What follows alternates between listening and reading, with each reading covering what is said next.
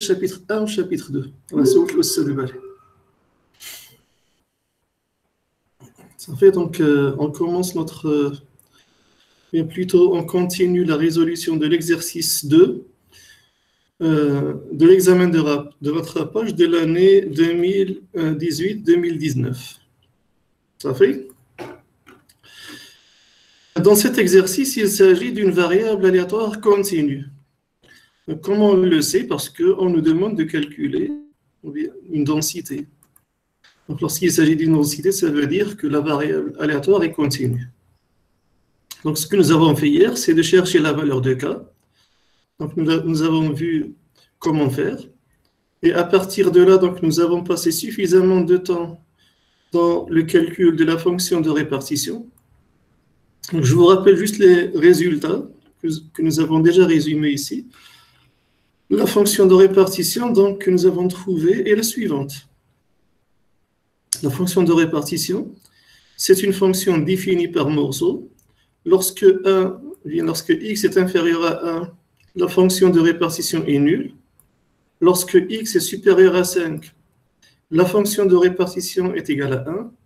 Et lorsque x est compris entre 1 et 5, donc la fonction de répartition vaut cette expression. 6 racine x puissance 3 moins 7 divisé par 6 racine 5 plus 118. Maintenant, la question qui reste, la troisième question, c'est de calculer la probabilité que la variable aléatoire x soit comprise entre moins 3 et 3. Donc, je vous ai déjà donné une règle. Donc, j'ai ici un rappel. Donc, un rappel. Donc, en fait, en vérité, une fonction de répartition évaluée au point B, c'est simplement la probabilité que notre variable aléatoire soit inférieure ou égale à cette valeur B. Ça fait? Ça, c'est par définition d'une fonction de répartition dans le cas général. Que la variable soit continue ou discrète, c'est la même définition. Donc, je répète, la fonction de répartition d'une variable aléatoire évaluée au point B, c'est simplement la probabilité que la variable aléatoire x soit inférieure à cette valeur b. À partir de là, nous avons défini la probabilité d'un intervalle. La probabilité que la variable x soit comprise entre deux valeurs, entre une valeur a et une valeur b. On a fait une petite démonstration précédemment. C'est simplement la fonction de répartition évaluée à la borne supérieure de l'intervalle, moins la fonction de répartition évaluée au niveau de la borne inférieure de l'intervalle. Est-ce que cette relation est claire pour tout le monde?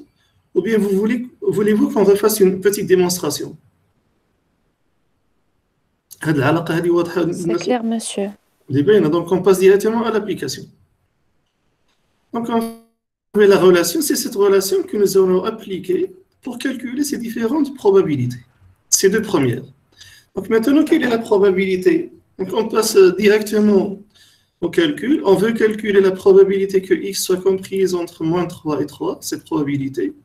Donc, selon cette formule, c'est la fonction de répartition de la borne supérieure, donc la fonction de répartition évaluée à la borne supérieure, moins, donc le moins que vous avez ici, la fonction de répartition évaluée au niveau de la borne inférieure. Donc, la borne inférieure, c'est moins 3, donc c'est moins f de moins 3. Mais maintenant, qu'est-ce qu'il reste à faire? Donc ici, pour le 3 que vous avez ici, pour ce premier 3, donc je dois chercher la fonction de répartition dans sa définition. Donc tout dépend de la valeur de x, de ce x. Ça fait? Donc ici, j'ai un x égale à 3. Ça veut dire, est-ce que ce 3, est-ce qu'il est inférieur à 1? Est-ce qu'il est supérieur à 5? Ou bien est-ce qu'il est compris entre 1 et 5?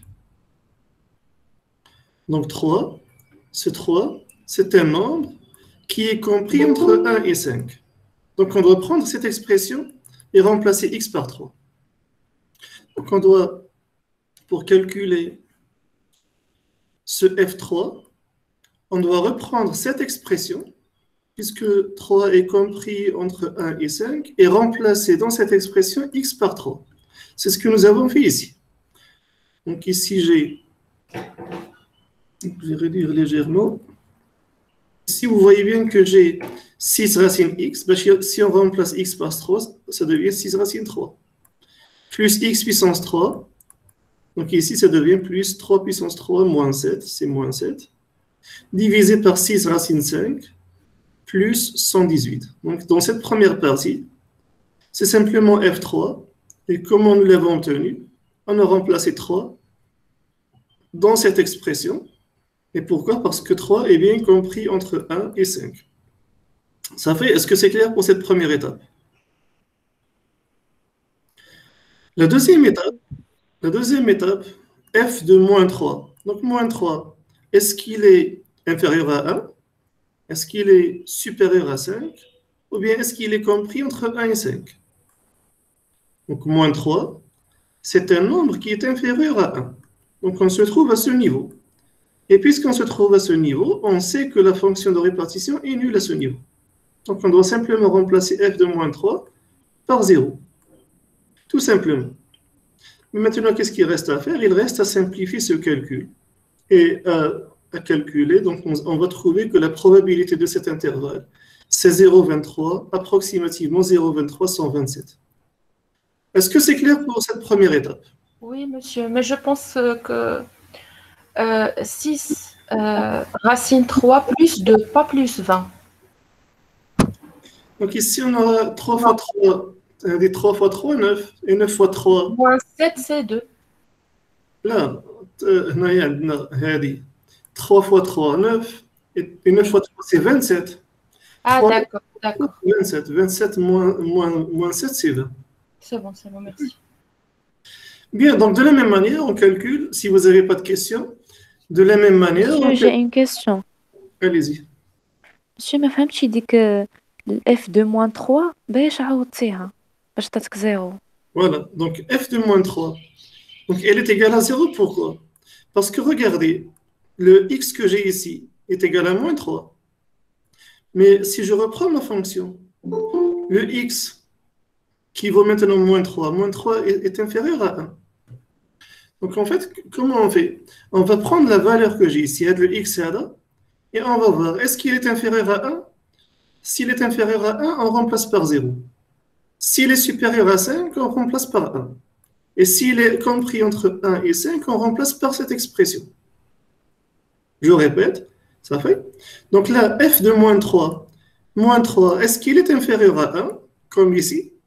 Est-ce qu'il est supérieur à 5, comme ici? Ou bien est-ce qu'il est compris entre 1 et 5, comme ici? Moins 3, il est inférieur à moins 1. Donc, il est inférieur à 1. Voilà, il est inférieur à 1. Donc, on est dans cette situation. Et lorsque ce x est inférieur à 1, alors la fonction vaut 0. C'est la raison pour laquelle j'ai remplacé f de moins 3 par 0. Vous voyez d'abord? Oui, monsieur, merci. Bien. Donc là, ce qui peut être plus compliqué, c'est le premier. Pourquoi f de 3? Donc ici, regardez, f de 3, donc le x, dans mon cas, il est égal à 3. 3, il est bien compris entre 1 et 5. Donc je vais prendre toute cette expression, mais au lieu de garder le x, on doit remplacer ce x par le 3 que j'ai ici. Donc d'où cette expression. Ça fait une forme d'avant. Ça fait? Oui, monsieur. Bien, donc si vous n'avez pas de questions, on passe à la deuxième probabilité. Donc la probabilité que la variable aléatoire x soit comprise entre 1 et 2. Donc on applique simplement cette formule.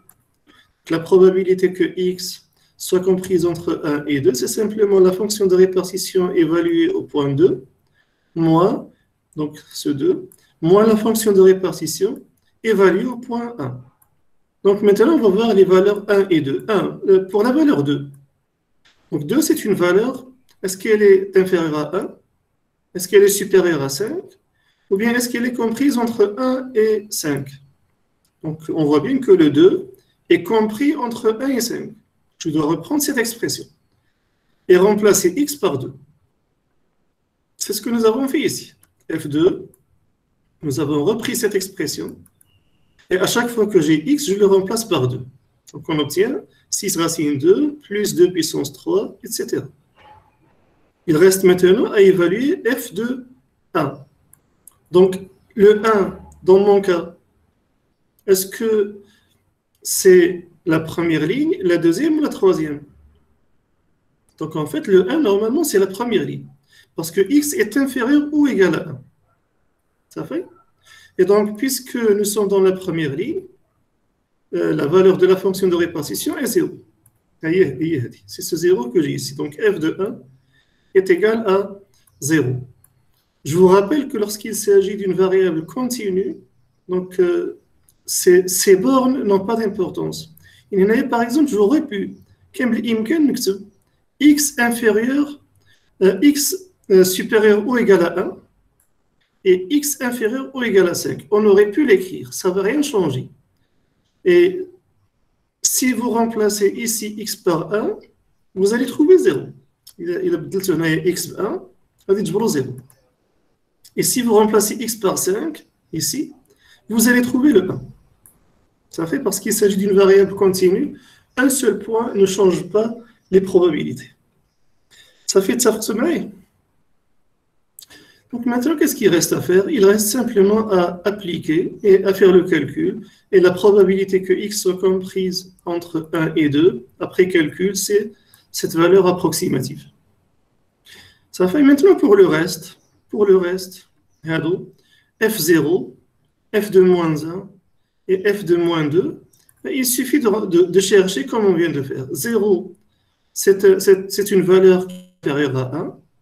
Donc, directement, on va dire que puisque 0 est inférieur à 1, alors la fonction de répartition est nulle. Donc, f de 0 est égal à 0.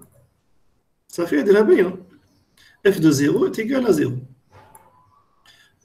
Pour le moins 1, donc moins 1, c'est un nombre qui est inférieur à 1, et puisqu'il est inférieur à 1, la fonction de répartition est égale à 0. Donc, la fonction de répartition évalue à moins 1, f de moins 1, c'est égal à 0. La même chose pour moins 2. Donc, moins 2, c'est un nombre qui est inférieur à 1. Donc, la fonction de répartition est égale à 0, sans faire de calcul. F de moins 2 est égal à 0. Est-ce que maintenant c'est clair pour l'ensemble de ces calculs? Il reste juste l'espérance mathématique à calculer. Est-ce que c'est clair pour ces valeurs qu'on vient de calculer rapidement? Oui, monsieur. Bien. Donc, on passe à l'espérance mathématique. C'est cette espérance peut-être qui va nous prendre un peu plus de temps.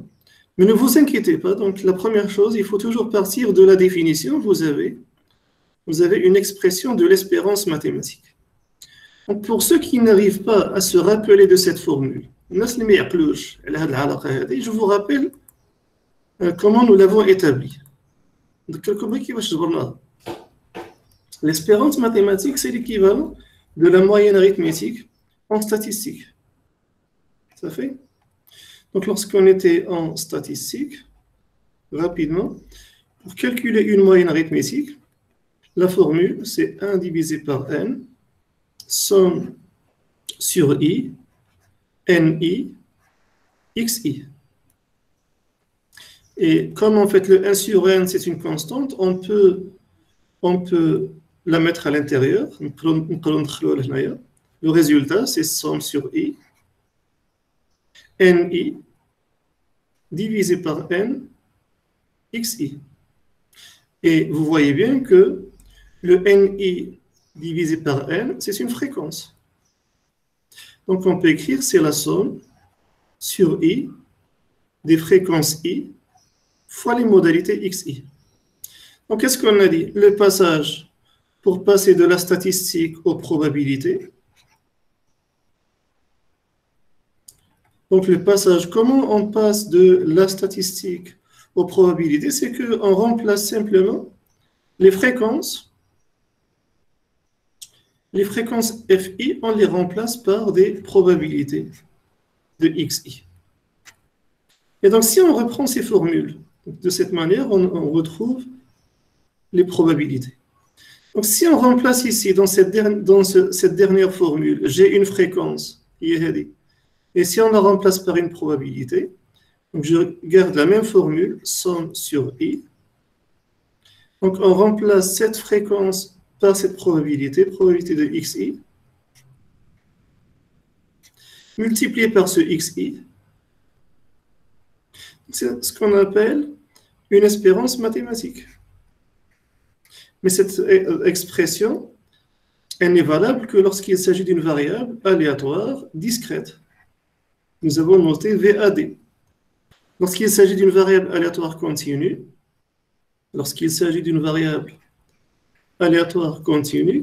cette espérance mathématique, on va simplement la transformer. Qu'est-ce qu'on a dit? Une somme, on la remplace par une intégrale. Puisqu'ici, nous avons calculé la somme sur toutes les valeurs de i, qu'ici, on doit calculer l'intégrale, ou bien on va laisser ça après. Donc, la somme devient une intégrale, la probabilité devient une fonction de densité, fx, et les valeurs de la variable, c'est x. Puisqu'on calcule une intégrale, on a besoin d'une variable d'intégration.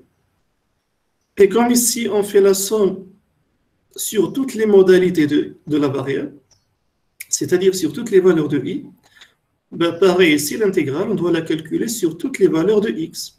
Et x prend des valeurs de moins l'infini jusqu'à plus l'infini.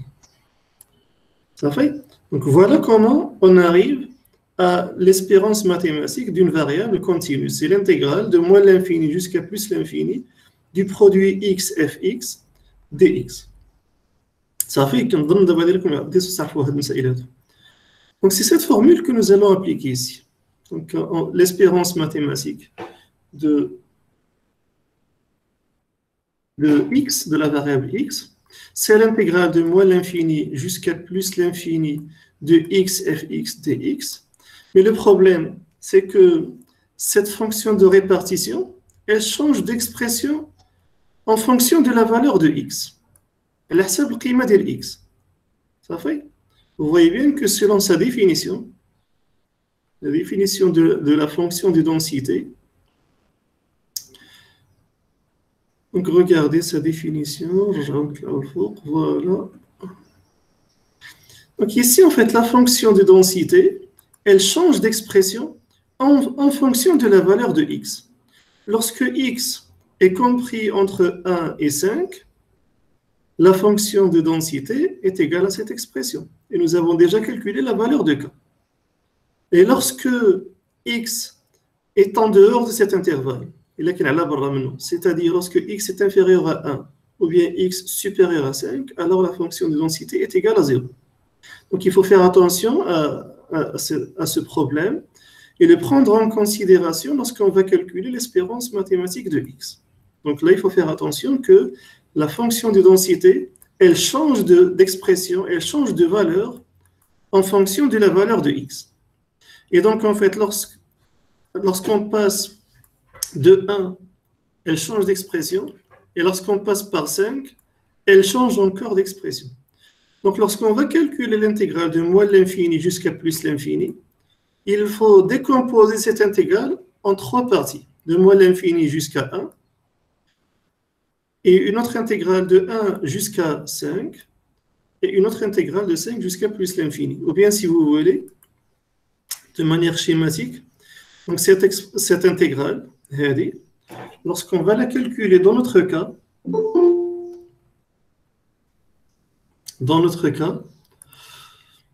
donc ici vous avez, puisqu'on doit la calculer de moins l'infini jusqu'à plus l'infini, le problème c'est que on sait que la fonction de densité, elle change de valeur lorsqu'elle arrive à 1 et lorsqu'elle arrive à 5.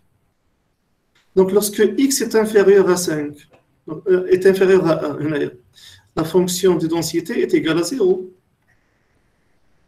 Et lorsque x est supérieur à 5, la fonction de densité est égale à 0. Lorsque la fonction de densité est égale à 0 dans ce cas et dans ce cas, donc on aurait ici 0 multiplié par x, c'est égal à 0. La chicane est déjà 0. Et l'intégrale de 0, donc ceci devient 0. Donc, qu'est-ce qui va rester? Il va rester entre 1 et 5. La fonction de densité ici n'est pas égale à 0. Elle est différente de 0, et on a une expression. Donc, c'est la raison pour laquelle, pour calculer cette espérance mathématique, il faut décomposer cette intégrale en 3. L'intégrale de moins l'infini jusqu'à 1, première intégrale. Donc, une deuxième intégrale de 1 jusqu'à 5, et une troisième intégrale de 5 jusqu'à plus l'infini. Ça fait une forme à traduire. Donc, c'est ce qu'on a fait ici.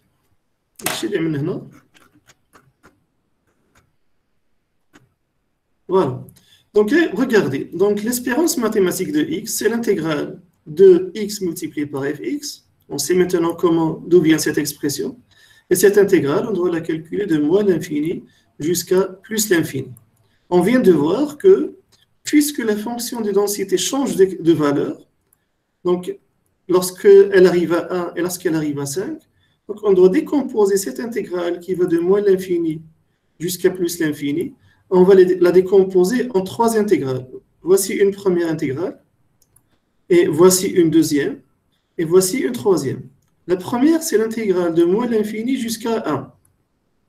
Pourquoi? Parce que je sais que lorsque x est compris entre moins l'infini et 1, la fonction de densité est nulle. La fonction de densité est nulle. Et puisque la fonction de densité est nulle, 0 multiplié par x, donc toute cette expression s'annule.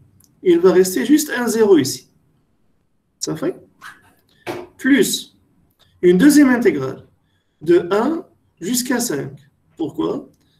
Parce que je sais que lorsque x est compris entre 1 et 5, la fonction de densité, elle vaut 3 divisé par 6 racine 5 plus 118, facteur de 1 sur racine x plus x au carré. N'oubliez pas ce x, c'est ce que j'ai gardé ici. Donc il faut calculer cette intégrale et l'évaluer entre 1 et 5. Plus une troisième intégrale, maintenant de 5 jusqu'à plus l'infini. Pourquoi? Parce qu'on sait qu'entre 5 et plus l'infini, la fonction de densité s'annule. Ça fait? Et puisqu'en fait ici, j'ai une fonction de densité nulle, multipliée par x, toute cette expression va s'annuler, d'où le 0 que j'ai ici. Donc, heureusement pour nous, pourquoi? Parce que l'intégrale de 0, c'est 0. Et on a démontré hier, on a vu pourquoi. Donc, cette intégrale, l'intégrale de 0, c'est 0. Cela revient à faire la somme de 0. Et la troisième intégrale de 0, elle est également nulle. Donc, qu'est-ce qu'il reste à faire? Il reste à calculer cette deuxième intégrale. L'intégrale de 1 jusqu'à 5. Ben, en fait, si on peut simplifier, c'est mieux. Comment faire pour simplifier? Donc, on voit que 3 divisé par 6 racine 5 plus 118, c'est une constante. Cette constante multiplicative, on peut la mettre à l'extérieur de l'intégrale. Donc, je vous ai dit hier, vous avez certainement vu en statistique que lorsqu'on a la somme sigma d'une variable ou bien d'une modalité xi multipliée par un nombre a, regardez, le nombre a ne dépend pas de l'indice i, c'est une constante. Et en plus, c'est une constante multiplicative parce que xi a été multiplié par a. Parfait? Attention, ceci n'est pas vrai. Ce qu'on va dire maintenant n'est pas vrai lorsque nous avons une constante additive. Si j'ai la somme de a plus xi. Ici, a, c'est une constante additive parce que nous l'avons additionnée, ajoutée à xi. Alors que dans ce cas, elle est multiplicative. Lorsqu'elle est multiplicative, on a le droit de la mettre à l'extérieur. Ça fait? On ne va pas faire la démonstration, mais ça revient à faire une factorisation. Donc, ceci est égal à a fois la somme de xi. Ça fait donc ceci est simplement une opération de factorisation. Ça fait? Donc ici, en fait, on aura un autre résultat. On ne va pas le démontrer. Parce qu'il ne nous intéresse pas. Maintenant, comment passer d'une variable discrète à une variable continue? Pour passer d'une variable discrète à une variable continue, on remplace simplement la somme sigma par une intégrale. Donc, si j'ai l'intégrale de a xi d, pardon, donc de ax ici, en fait, on n'a plus besoin de l'indice i, dx. Donc ici, on voit bien que j'ai encore ici une constante qui est multiplicative, comme dans ce cas. On peut la mettre à l'extérieur de l'intégrale et écrire, ceci c'est l'intégrale, pardon. Ceci c'est simplement l'intégrale de x dx, et le a, on le met à l'extérieur. Ça fait, donc ici, on peut avoir x ou bien une fonction de x. Et quelles que soient les bornes de l'intégrale. Donc, on va laisser l'intégrale de manière générale. Donc, ce qu'il faut comprendre ici, les leçons à tirer, c'est lorsque dans une intégrale, vous avez une constante multiplicative, on a le droit de la mettre à l'extérieur de l'intégrale. C'est exactement ce que nous avons fait ici. Donc, on voit bien que le 0 ici, il ne sert plus à rien, et ce 0 également. Qu'est-ce qui va rester? En fait, la constante multiplicative que j'ai ici, je peux la mettre à l'extérieur. Donc, on l'a mise à l'extérieur de l'intégrale. 3 divisé par 6 racine 5 plus 118, facteur de l'intégrale qui reste, donc x, il ne faut pas l'oublier, fois cette fonction. Donc, maintenant, tout le problème est de calculer, donc bien tout le problème de l'espérance mathématique, est de calculer cette intégrale. Parce que nous avons l'intégrale. Ça fait? Donc, comment nous avons fait? Donc, il faut trouver en fait ici une fonction primitive. Donc, on va faire ceci rapidement. Donc, vous allez me dire comment on est passé de là. Bien, comment nous avons trouvé la fonction primitive. Donc, dans x puissance 3. Donc, on va écrire rapidement dans le tableau noir. Donc ici, ça fait une avec l'intégrale. L'intégrale que nous devons calculer, c'est l'intégrale de 1 jusqu'à 5 dx. هنا عندنا شنو عندنا؟ عندي هنا x divisé par racine x. Donc ici j'ai x divisé par racine x plus x à la puissance 3. Plus x à la puissance 3. On va voir comment calculer cette intégrale. Cette intégrale, en fait, on peut la décomposer. Donc, on peut l'écrire sous forme. Donc, c'est l'intégrale. Donc, je vous rappelle juste la règle. L'intégrale d'une fonction fx plus une fonction gx, parce qu'on va calculer cette intégrale par rapport à la variable x, on va dire entre a et b. En fait, on peut dire, ça c'est la même chose que l'intégrale entre a et b de la fonction fx dx plus l'intégrale entre a et b de la fonction g. On a le droit de le faire. Ça fait? Est-ce que vous êtes tous d'accord déjà pour cette deuxième relation? Donc l'intégrale d'une somme de fonctions, une somme de fonctions, c'est la même chose que la somme des intégrales de chacune des fonctions. Ça fait متفقين؟ Oui, monsieur. Bien, donc maintenant on va appliquer ce résultat à notre expression, à notre intégrale. Donc ce qu'on va faire, on va considérer que ça c'est notre fonction f et ça c'est notre fonction g. Donc on va pouvoir la décomposer. Donc on va dire ceci c'est égal à l'intégrale de 1 jusqu'à 5. C'est l'intégrale de 1 jusqu'à 5 de x divisé par racine x dx plus, je vais changer de couleur, l'intégrale, tout le temps de 1 jusqu'à 5, les bornes ne changent pas, de x puissance 3 dx. Ça fait? Pour la partie verte, ça, on n'a aucun problème à la calculer.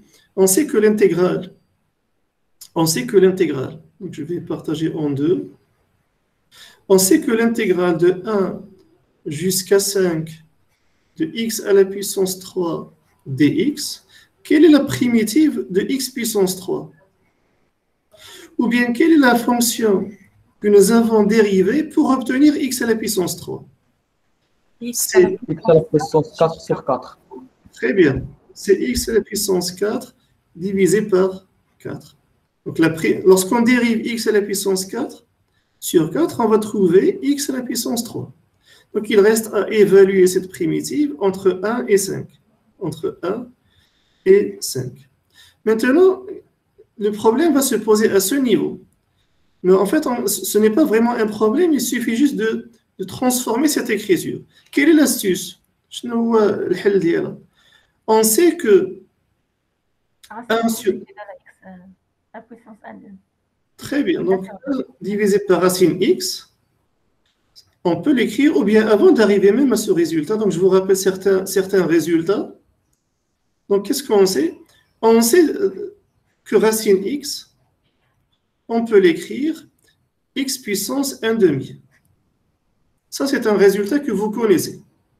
Un deuxième résultat, c'est que 1 divisé par a, lorsque a est différent de 0, on peut l'écrire a à la puissance moins 1. Ça fait? Et donc, si j'applique ce résultat, le dernier, on va commencer par l'appliquer. C'est-à-dire, ici, j'ai 1 sur racine x. 1 sur racine x. Qu'est-ce qu'on a dit? Racine x, c'est égal à x puissance 2. Donc, ceci est égal à 1 divisé par x puissance 1 sur 2. Donc, qu'est-ce qu'on vient de faire? On a appliqué ce premier résultat. Maintenant, on va continuer. Et on va simplement dire que lorsque j'ai 1 divisé par a, je peux l'écrire a puissance moins 1. Donc ici, j'ai 1 divisé par x puissance 1 demi.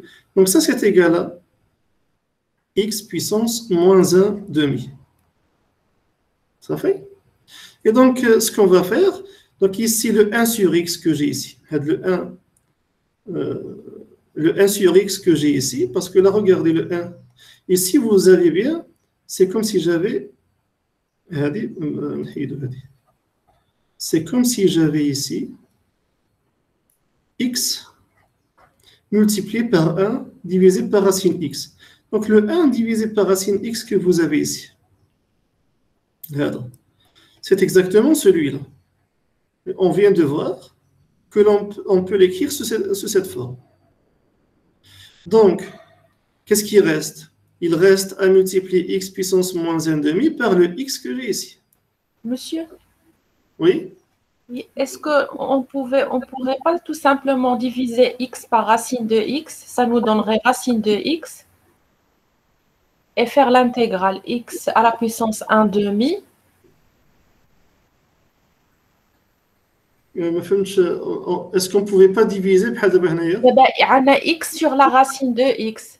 C'est déjà racine de x. هي x أس 1 أس 2 أس 1 على 2. Justement, هذا هو اللي بغيت نوصل له. D'accord. هذا هو اللي بغيت نوصل له. Parce que ça dépend chacun de son niveau mathématique. Donc, j'essaie juste de vous montrer comment on arrive à le résultat que vous venez d'annoncer.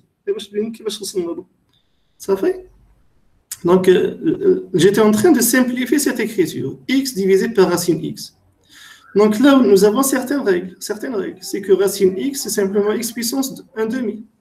Et lorsque j'ai 1 divisé par a, on peut l'écrire a puissance moins 1.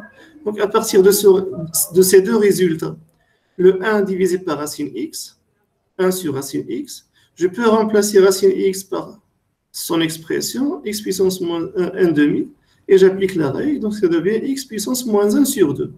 Donc, qu'est-ce qu'il reste? Il reste à multiplier ce x puissance moins 1 sur 2 par x. Ça fait? Donc, si on le fait, donc l'intégrale, finalement, en bas, je vais l'écrire en jaune.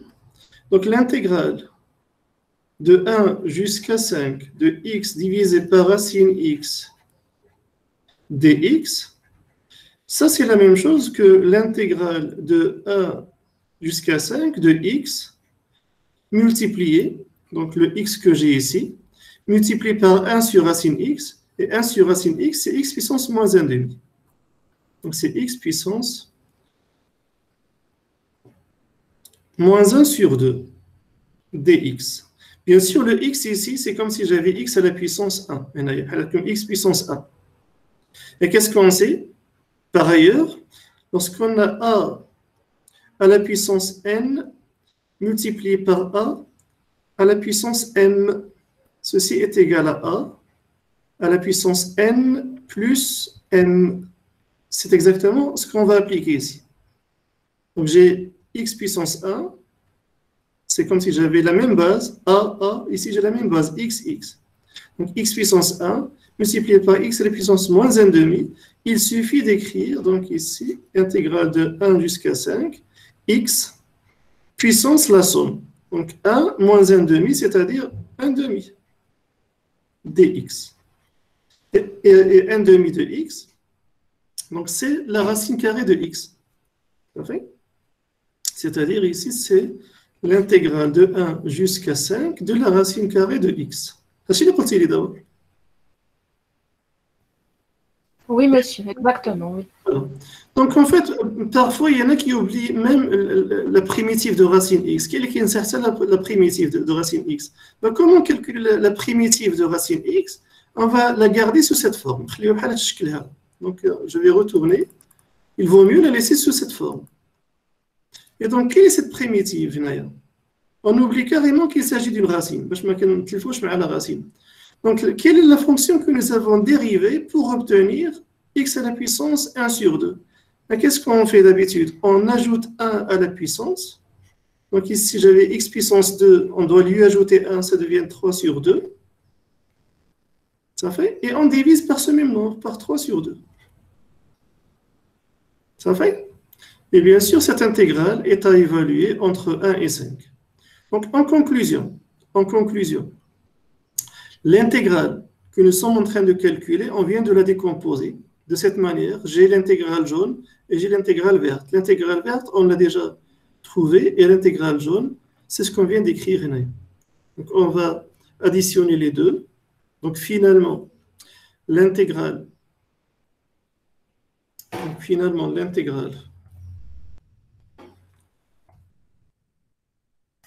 de 1 jusqu'à 5.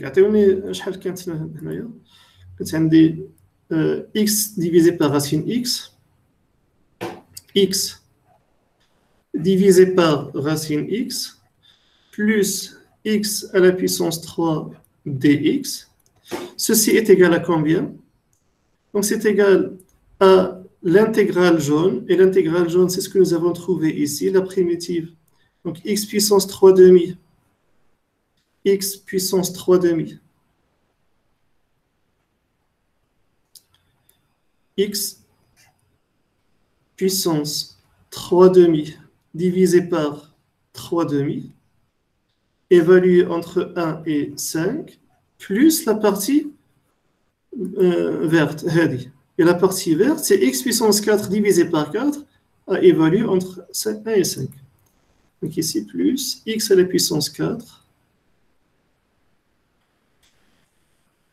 Donc x à la puissance 4 divisé par 4, et ceci est à évaluer entre 1 et 5. Donc qu'est-ce qu'il reste à faire? Il reste simplement à faire ce calcul. Donc là, on va changer de couleur pour que ça paraisse mieux. Donc pour la première partie, on va remplacer par 5. Donc ici, j'ai 5 à la puissance 3 sur 2 divisé par 3 demi. Ça fait moins. Donc on l'a remplacé par 5. Maintenant, on doit remplacer par 1 en calculant moins. Donc 1 puissance 3 demi, ben, qui est égal à 1, divisé par 3 demi. Ça, c'est la première intégrale. Plus la deuxième intégrale. Donc, on doit remplacer x par 5. Donc, ça devient 5 à la puissance 4 divisé par 4. Moins, on remplace x par 1. 1 puissance 4 qui est égal à 1 divisé par 4. Ça fait? Ben, voici donc le détail des calculs. Maintenant, si vous continuez le calcul, si vous simplifiez, donc on va le faire rapidement ensemble. Donc en fait, ici, j'aurai le même dénominateur commun 3 sur 2. Cela revient à multiplier par 2 sur 3, par 2 tiers. Facteur de 5 puissance 3 demi moins 1. Et ici, plus 1 quart. Donc, facteur de 5 à la puissance 4 moins 1. Ça fait? Il reste juste à calculer cette expression. Je ne sais pas combien ça va donner, mais le résultat est ici. Donc, regardez. Donc, le x puissance 3 demi que vous avez ici, x puissance 3 demi divisé par 3 demi, c'est exactement le résultat que vous avez ici. X puissance 3 demi divisé par 3 demi. On a x puissance 4 divisé par 4.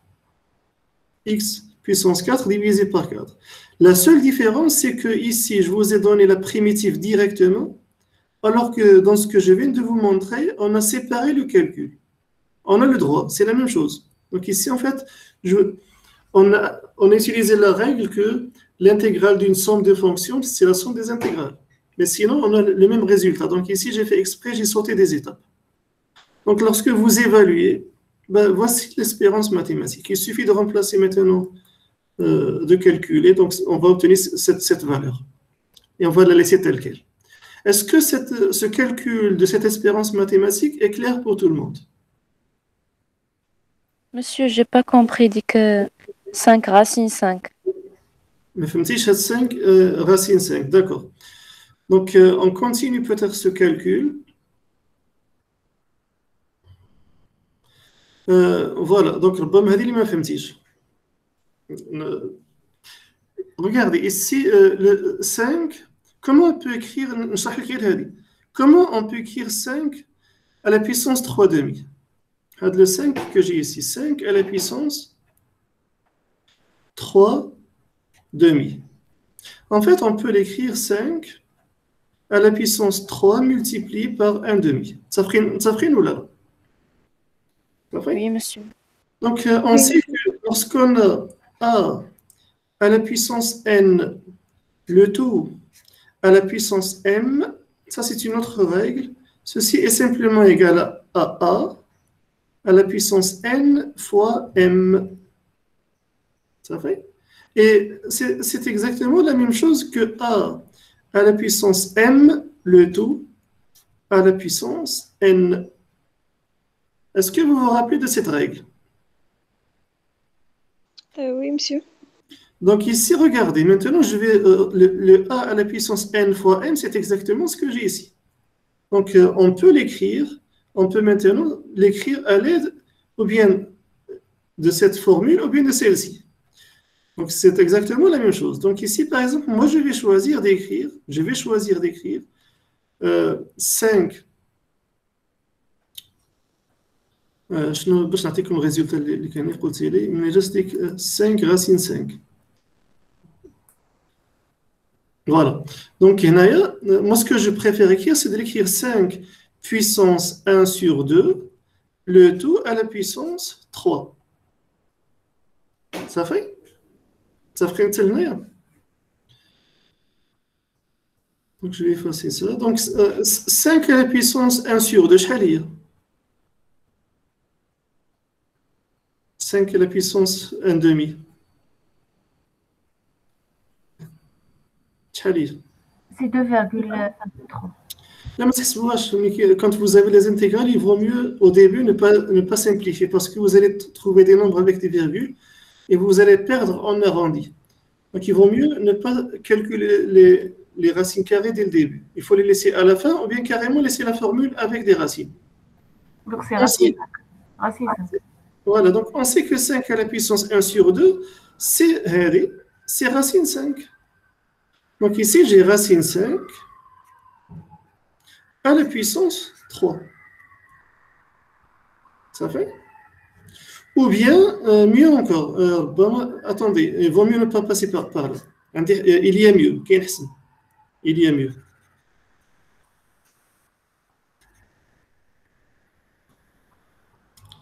Il y a mieux.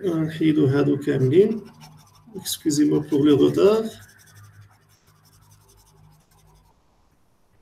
Donc, il vaut mieux écrire. Donc, ça va se simplifier beaucoup mieux. Il vaut mieux l'écrire 5 à la puissance 3, le tout à la puissance 1 demi. Donc, ici, qu'est-ce qu'on a? 5 à la puissance 3, c'est 5, multiplié par 5, c'est 25, multiplié par 5, c'est 125. C'est 125 et puissance 1 sur 2. Et puissance 1 sur 2, c'est une racine carrée. C'est-à-dire, c'est la racine carrée de 125. Ça fait? Et 125, comment on peut l'écrire? 125, c'est la racine carrée de 5 au carré, de 5 multiplié par 5 multiplié par 5. Ça fait mal là? 5 puissance 3. Attendez, donc ce qu'on va écrire donc, de manière plus simple, ici vous avez 5 à la puissance 3 à la puissance 1 sur 2. Ceci, c'est simplement la puissance 1 sur 2, c'est une racine carrée. Et 5 à la puissance 3, c'est 5, multiplié par 5, multiplié par 5. 5 multiplié par 5, on peut l'écrire 5 au carré. Ça, c'est la racine carrée de 5 au carré multiplié par 5. Qu'est-ce qu'on sait également? Qu'est-ce qu'on sait également? Je vous rappelle une autre relation, que la racine carrée de A fois B, c'est la même chose que racine de A fois racine B. Et donc, on peut décomposer. Ici, c'est la racine carrée de 5 au carré fois la racine carrée de 5. Et la racine carrée de 5 au carré, c'est simplement 5. Donc, c'est 5 racine 5. Ça fait un petit peu de 5 racine 5. Voilà, donc on vient de voir comment nous avons trouvé cette valeur 5 racine 5. Donc, je crois que c'est tout ce qu'on peut faire. On ne peut pas simplifier plus, à moins de calculer la valeur de la racine carrée, mais ça ne va que compliquer les choses. Parce qu'on aura des nombres avec des virgules, des nombres décimaux. Est-ce qu'il y a encore des questions sur cet exercice? Ça fait? S'il n'y a pas de questions, donc on passe à un autre exercice. Lequel vous voulez qu'on fasse, qu'on résolve?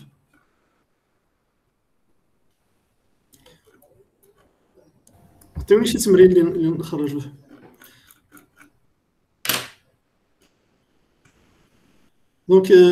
ça c'est déjà fait. Donc, page 11, voilà, donc, on va chercher la page 11.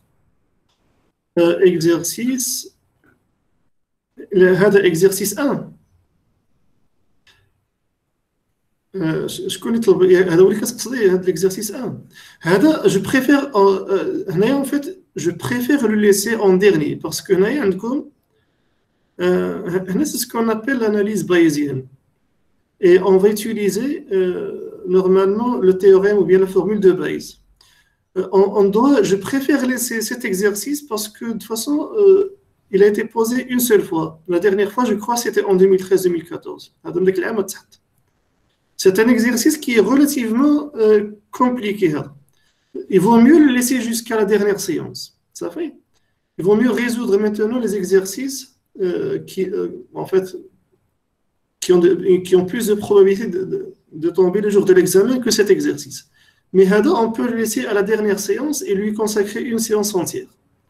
Et justement, ça tombe bien, parce que ce genre d'exercice, il correspond à notre situation actuelle. Par exemple, on peut se douter qu'un patient il a le Covid-19. En fait, donc, il présente les symptômes. Donc, on dit qu'il y a une probabilité qu'il a le Covid-19. Maintenant, il doit passer le test. Le test n'est pas parfait parce que le test lui-même peut commettre des erreurs. Et en fonction du test, on peut mettre à jour la probabilité que le patient est vraiment atteint de la COVID-19. Ça fait donc il vaut mieux le laisser à la dernière séance à samedi prochain. Ça fait mal. نخليو السبت باش نركزوا عليه مزيان يكون الختام ديالو هو مي هذا غالبا ما يكونش عندكم امتحان. Donc donnez-moi un autre exercice à résoudre. Monsieur, نخدموا l'exercice 1 ديال l'année 2014-2015. واخا شي واحد تصالح وشي حاجه اخرى ماشي مشكل اون فا ريزودغ لي دو. شنو قلتي ليكزارسيس شحال؟ عطيني لا باج اذا كان ممكن. L'exercice 1 2004-2005 session normale. الا قدرتي تعطي لي الصفحه يكون احسن باش نمشي مباشره للصفحه. Monsieur, ما عنديش هادشي مرقم مزيان هنايا. واخا غادي نرجع هنا. ها هو شنو قلتي لي الى اكزرسيس؟ Exercice 1 l'année 2014-2015. 2014-2015 لا باج 30 هذا اللي كاين في الصفحه 30. قاش كاين ليكزامان 2014-2015 كاين 3 ديال لي زيكزامان 3 جروب كاين لو بروميير لو دوزيام اي لو تروازيام. دونك هي باج 30 35 ولا 41 30.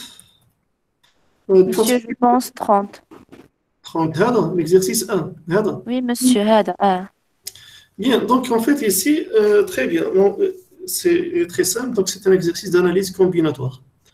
Donc ici en fait on nous dit combien peut-on former de nombres de 10 chiffres ne commençant pas par 0. Combien peut-on former de nombres de 10 chiffres ne commençant pas par 0. هذا احنا normalement شفنا بحالو البارح. Donc on doit pouvoir le résoudre rapidement. Comment peut-on former de nombres de 10 chiffres? En fait, ici, on doit choisir, donc on doit écrire des nombres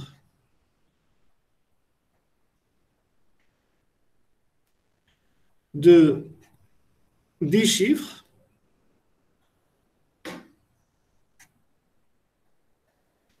Ça fait, ne commençons pas par 0. Ben, automatiquement, en fait, un nombre ne doit pas commencer par 0 parce que sinon, le 0 n'a plus d'effet. Donc, exactement, on a vu pratiquement le même. Ne commençons pas par 0.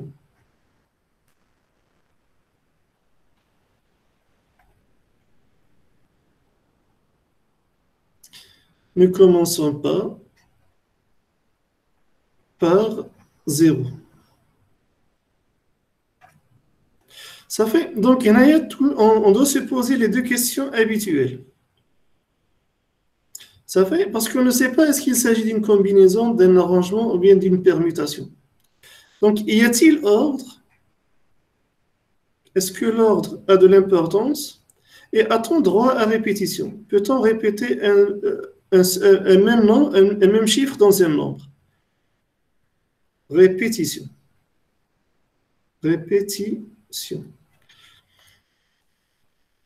Donc, y a-t-il ordre? C'est-à-dire, lorsqu'on va changer l'ordre des chiffres dans un nombre, est-ce que le nombre va changer? Oui. Oui. Donc l'ordre, il a de l'importance. Donc, il y a ordre. Ça fait? Parce que 123, ben, si je change l'ordre des nombres, ce n'est pas la même chose que 3 de 1. Ça fait, donc ce sont deux nombres différents. Donc il faut bien faire attention à l'ordre, il y a ordre. Y a-t-il répétition? Ici, rien n'est précisé. Ça veut dire implicitement démonienne, puisqu'en fait, on ne nous interdit pas de répéter un chiffre. C'est que la répétition est permise. Qu'est-ce que je Donc rien n'est précisé. Combien peut-on former de nombres de 10 chiffres? Ne commençons pas par 0. Mais est-ce qu'ils nous ont interdit de répéter un chiffre dans un nombre? واش منعونا اننا نعاودوا شي رقم في التكوين ديال العدد؟ ما منعوناش. On comprend donc que la répétition est permise. يعني كنفهموا بانه التكرار مسموح به. Donc il peut y avoir répétition. Donc répétition, oui. Donc, lorsqu'il y a ordre, il y a répétition. Comment on appelle ceci? Donc, puisqu'il y a ordre, c'est un arrangement.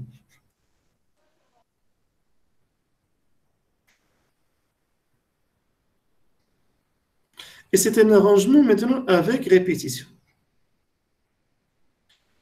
Avec répétition. Donc, on va voir notre tableau habituel. Donc, ici, j'ai ordre. Donc, il y a ordre, ça fait, et il y a répétition. Donc, c'est ce que nous avons noté, le alpha Pn. Donc, c'est un arrangement avec répétition alpha Pn, et le nombre, c'est n à la puissance p. Donc, le nombre, c'est n à la puissance p. Nous sommes dans cette situation. Donc, c'est ce que nous avons noté. Donc, alpha Pn, et le nombre, c'est, on va choisir les p nombres parmi les n. On l'écrit de cette manière. Donc, en fait, on va choisir les p éléments parmi les n. Mais maintenant, il reste à savoir quelle est la valeur de p et quelle est la valeur de n. Ça fait, quelle est la valeur de n? On va choisir. Parce que finalement, ce qu'on va faire, on doit choisir dans quelle liste? On doit choisir dans quelle liste? On doit choisir 0 jusqu'à 9. On va choisir de 0, 1, 2, 3, 4, 5, 6, 7, 8 et 9.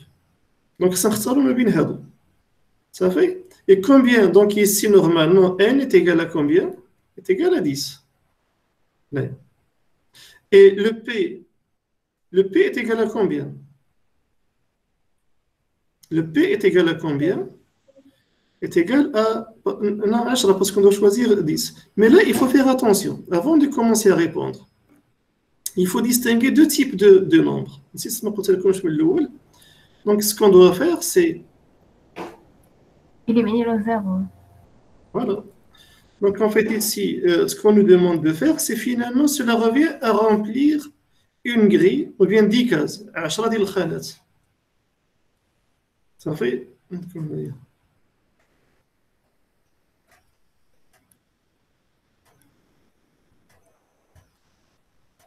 1, 2, 3, 4, 5, 6, 7, 8, 9, 10. 1, 2, 3, 4, 5, 6, 7, 8, 9 et 10.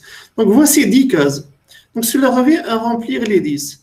Maintenant, j'ai une condition sur le premier. Le premier doit être différent de 0. Ça fait? J'ai combien de choix?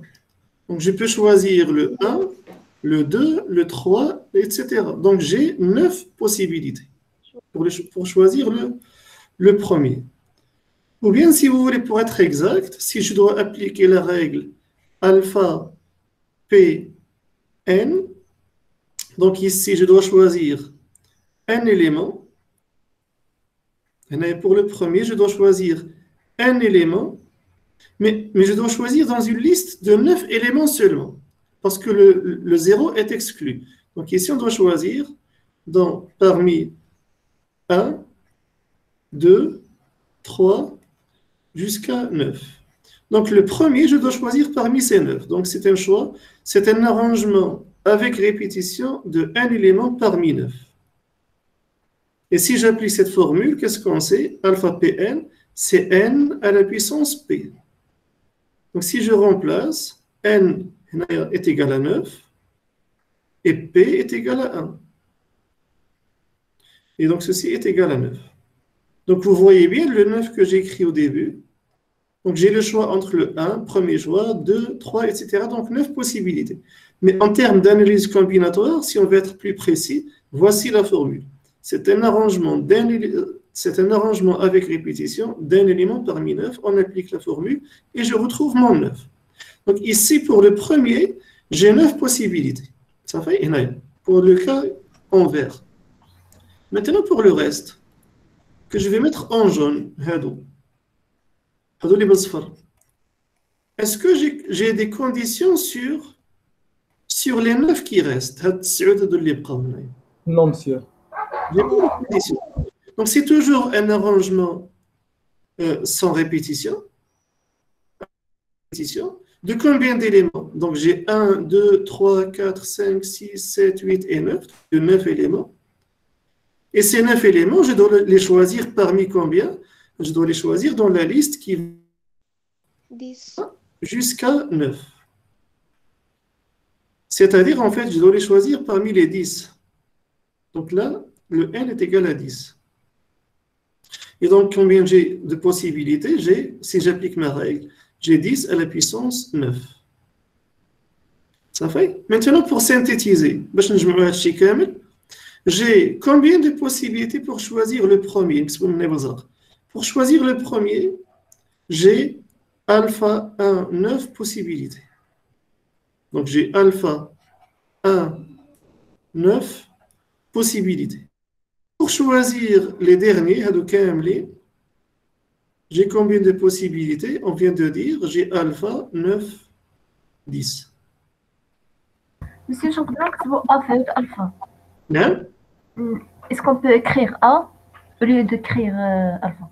Mais parce que A, c'est-à-dire, c'est ça. Attention, l'ahsab l'oustad. Mélanger le A et le alpha. Si vous entendez le A, non. Et là, quand le A, on n'a pas le droit parce qu'ici, en fait, c'est sans répétition. Ça fait? Mais parfois, au lieu de noter alpha, pour dire un arrangement avec répétition, il y en a qui ramzolent بحال الشكل. Parfois, il y en a qui vont dire ah, c'est un arrangement avec répétition, donc je vais simplement écrire arrangement avec répétition. Et pour les arrangements sans répétition, quel est qui se veut ah, بحال الشكل هذا. Ça fait. Mais pour ne pas confondre les deux, je préfère ne pas utiliser le A et le remplacer par alpha. Ça fait une safrine Oui, d'accord. Donc maintenant, au total,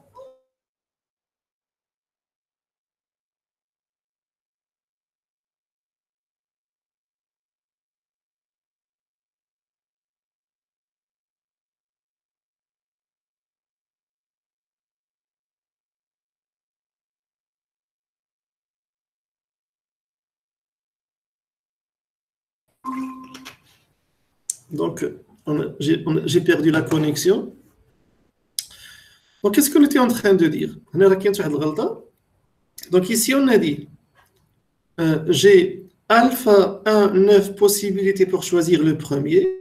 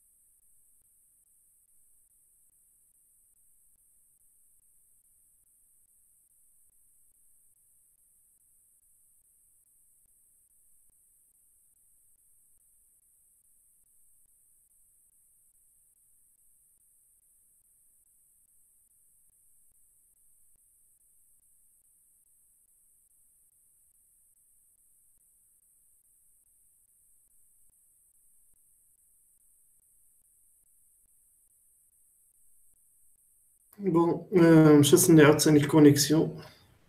كتسمعوني دابا مزيان؟ Oui. وين مشي؟ البارطاج رجع. Oui. وين مشي؟ Bien, donc qu'est-ce qu'on disait? On disait que il y a, pour choisir le premier nombre, nous avions alpha n 9 possibilités. En fait, normalement, on peut dire directement 9 possibilités, parce que c'est clair. Ou bien on choisit le 1, ou bien le 2, jusqu'au 9. Mais pour être précis, il vaut mieux donner la méthode comment nous avons trouvé le 9, la méthode de l'analyse combinatoire. Puisqu'il s'agit d'arrangement avec répétition, donc ici, il s'agit d'un arrangement d'un élément parmi 9. Et le 9, on doit choisir dans tout l'ensemble sauf le 0. Et, donc on doit multiplier parce que j'ai et, il faut multiplier. Et les 9 qui restent, on doit les choisir parmi les 10 parce que je n'ai plus de conditions. Donc on peut les choisir parmi les 10. Et c'est encore un arrangement avec répétition. Donc au total, j'ai alpha n9 multiplié par alpha 9, 10. Et alpha n9, donc je vais réécrire ici. Au total, j'ai alpha n9 multiplié par alpha 9, 10. Alpha n9, c'est égal à 9. Et alpha 9, 10 est égal à 10 puissance 9. Et donc, je vous laisse imaginer combien ça va faire. Donc déjà, 9, 10 à la puissance 9, c'est 1 milliard. Multiplié par 9, ça fait 9 milliards. Pourquoi? Parce que 10 puissance 9, c'est 1 suivi de 9 zéros. C'est-à-dire 1 milliard. Et lorsqu'on va multiplier par 9, on va simplement multiplier par 9. Donc le nombre total, c'est 9 milliards. Ça fait, est-ce que c'est clair déjà pour cette question? Oui, monsieur, c'est clair. Donc c'est exactement ce que je vous ai noté ici. Donc en détail, vous avez 9 milliards. Donc 3 zéros, 3 zéros et 3 zéros. Donc là, il y a un zéro en plus, il faut le supprimer. Il y a un zéro en plus. Parce que 9, 10 à la puissance 9, c'est 1 suivi de 9 zéros.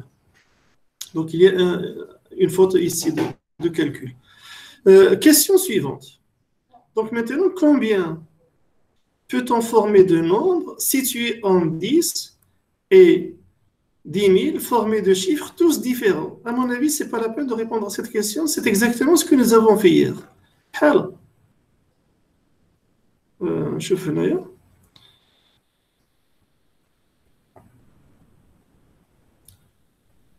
Donc, j'avais ajouté. Donc là, j'avais envisagé un deuxième cas. Par exemple, dans la deuxième partie de la question, c'est un plus normalement. Donc en fait, si on suppose maintenant, si on suppose que la répétition n'est pas permise, donc on aura exactement le même résultat, mais qu'est-ce qui va changer? Au lieu d'avoir des arrangements avec répétition, on va avoir des arrangements sans répétition. Même s'il ne faisait pas partie de la question, on va reprendre cette deuxième configuration. On va supposer que maintenant, dans un premier cas, on a supposé qu'on a droit à répétition. On va traiter un deuxième cas. Si la répétition n'est pas permise, qu'est-ce qui va se passer? Si maintenant la répétition n'est pas permise, c'est-à-dire, donc on va construire notre grille. Puisque la répétition n'est pas permise, on aura des arrangements sans répétition, APN. Ça fait il y a ordre, mais il n'y a pas de répétition. Maintenant, ce qu'on va faire,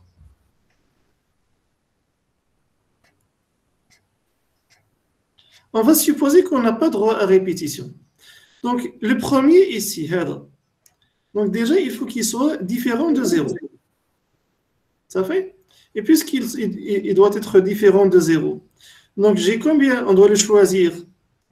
On doit le choisir dans l'ensemble 1 jusqu'à 9. Et donc au total, j'ai combien? Donc je dois appliquer cette règle. C'est un arrangement sans répétition de combien d'éléments? Ben ici, j'ai un seul élément. Voilà. Donc de un seul élément. Et cet élément, il est à choisir entre 1 et 9. Ça veut dire qu'il faut le choisir parmi les 9. Ça fait? Pourquoi? Parce que le 0 est exclu. Maintenant, lorsqu'on va passer au reste, les 9 qui restent, on doit... Je peux aller le micro.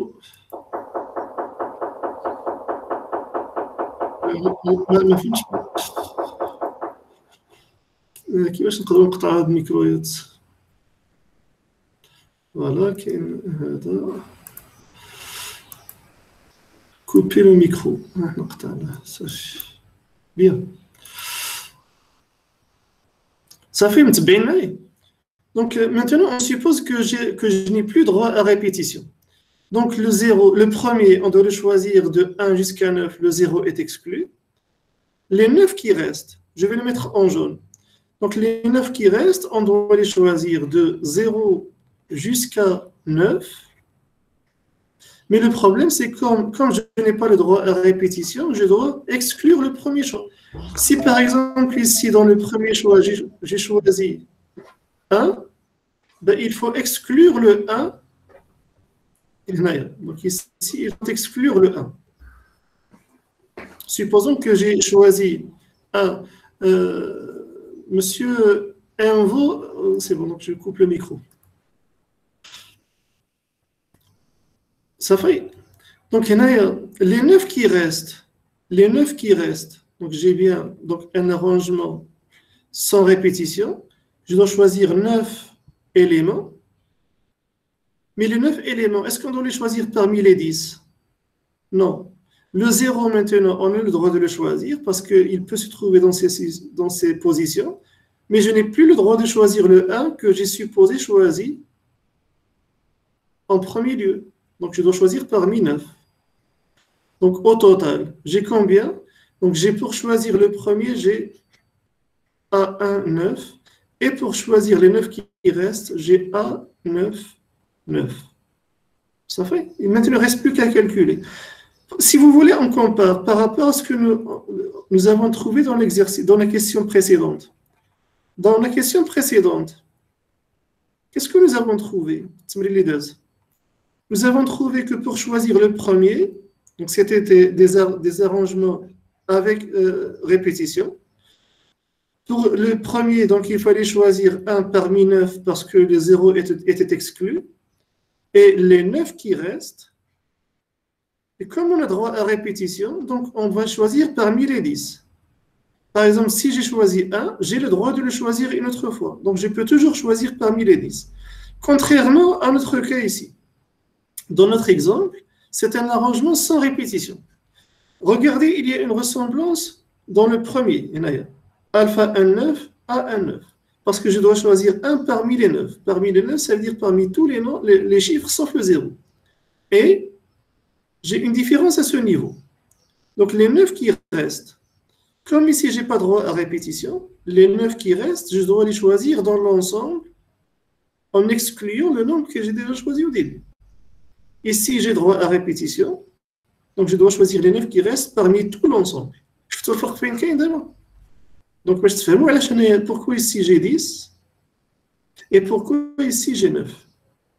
Parce que ici c'est sans répétition et ici c'est avec répétition. Et il ne reste plus qu'à chercher ces valeurs A1,9 et A9,9. Donc A1,9 et A9,9, si vous remplacez, voici donc le nombre. Ça fait, on peut passer à la deuxième question. On peut passer à la deuxième question. La deuxième question, je vais juste vous lire la réponse parce que c'est exactement ce que nous avons vu hier.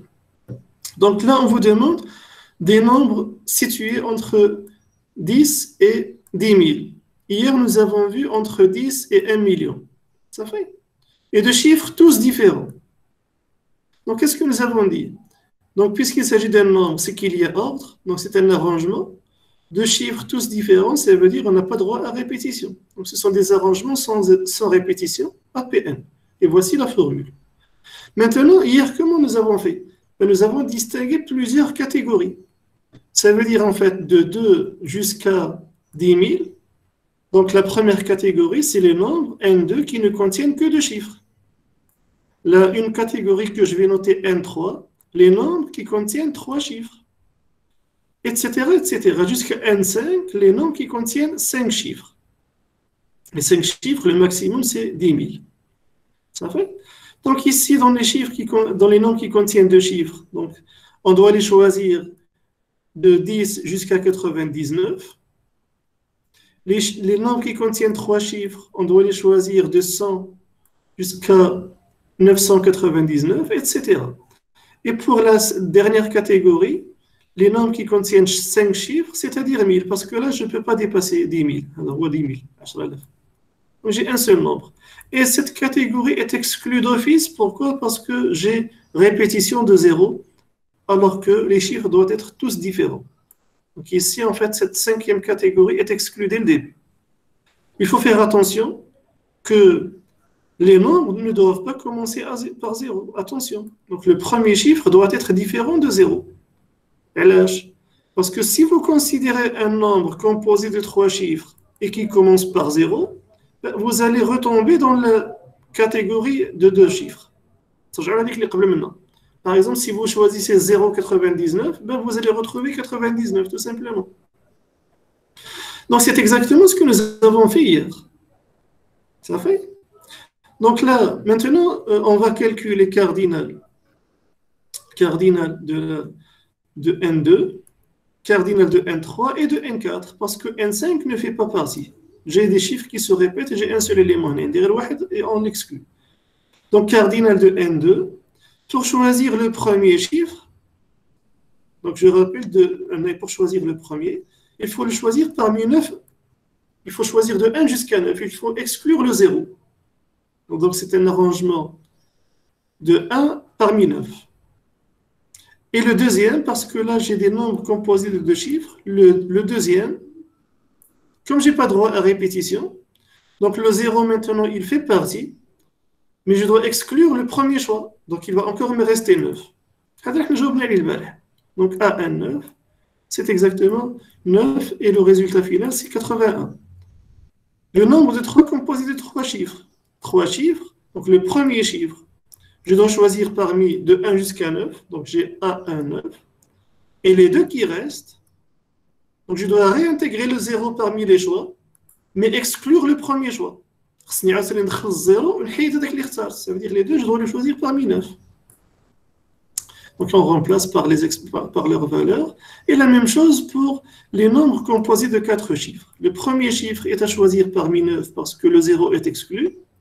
Et les 3 qui restent, maintenant on doit réintégrer le 0. Donc on a 10 choix, mais il faut exclure le premier choix. Donc les 3 qui restent, il faut les choisir parmi 9.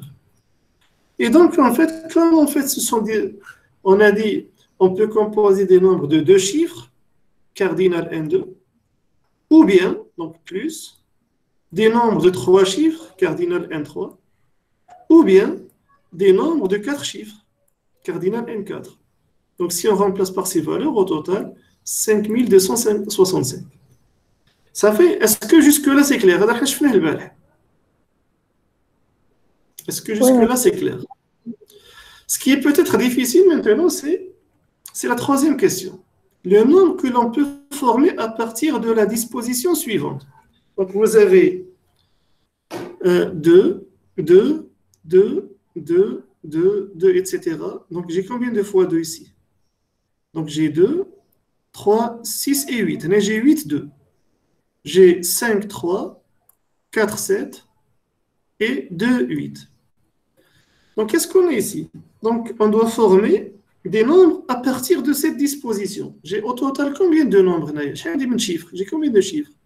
1, 2, 3, 4, 5, 6, 7, 8, 9, 10, 11, 12, 13, 14, 15, 16 et 17. Ça fait? Donc maintenant, je dois choisir dans un ensemble composé de 17 éléments. Donc ici, si vous voulez, on va le schématiser de cette manière. J'ai combien de 2? J'ai 8 fois le 2. J'ai 8 fois le 2. 1, 2, 3, 4, 5, 6, 7 et 8. Ça fait? J'ai combien de fois le 5? J'ai 3 fois le 5. J'ai 3 fois le 5. J'ai 5, 5 et 5. J'ai 4 fois le 7 et 2 fois le 8. J'ai 4 fois le 7 et j'ai 2 fois le 8. Ça fait? Donc ici, je dois choisir ici, parmi cet ensemble. Donc ici, j'ai combien d'éléments? Au total, j'ai 17 éléments. Ça fait combien ou là? Mais on doit choisir parmi les 17. Oui. Maintenant, on vous dit, la question, on vous dit, en fait, combien de noms peut-on former à partir de cette disposition? Ça veut dire qu'on doit choisir les 17 parmi les 17. Parce qu'on ne vous demande pas de choisir juste 4 ou 5. Ça fait on doit choisir les 17 parmi les 17. Donc le P que l'on doit choisir ici est égal à 17. Donc qu'est-ce que vous remarquez de particulier? C'est que N est égal à P. Première chose à remarquer, c'est que N est égal à P. Maintenant, dans un nombre, est-ce que l'ordre a de l'importance? Oui.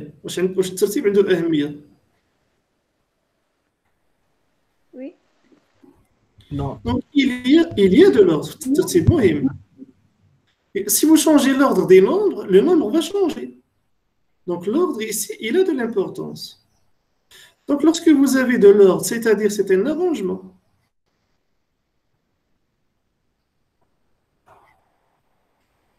Et lorsque vous avez un arrangement et vous avez n égale à p, en fait, c'est-à-dire une permutation. Permutation.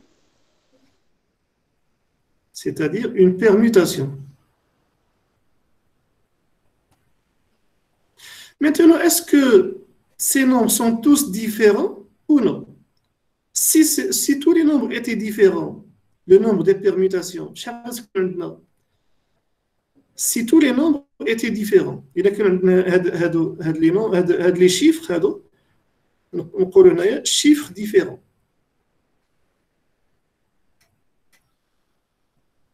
Si les chiffres étaient différents, donc en fait c'est une permutation de 17 éléments et ceci est égal à 17 factoriel. Mais le problème, c'est que les chiffres ne sont pas tous différents à l'âge.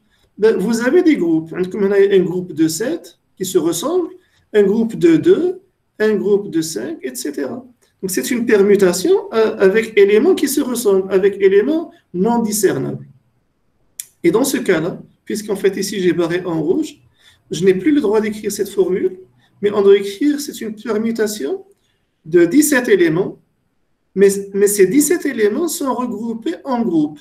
Le premier groupe, il contient 8 éléments. Ça fait 1, 2, 3, 4, 5, 6, 7, 8. Donc le premier groupe contient 8 éléments. Le deuxième groupe contient 3 éléments. Ou bien si vous voulez, donc je vais écrire en couleur. Donc le premier groupe en jaune, j'ai ici 8 éléments. Le deuxième groupe contient 3 éléments. Le troisième groupe contient 4 éléments. Et le dernier groupe contient 2 éléments.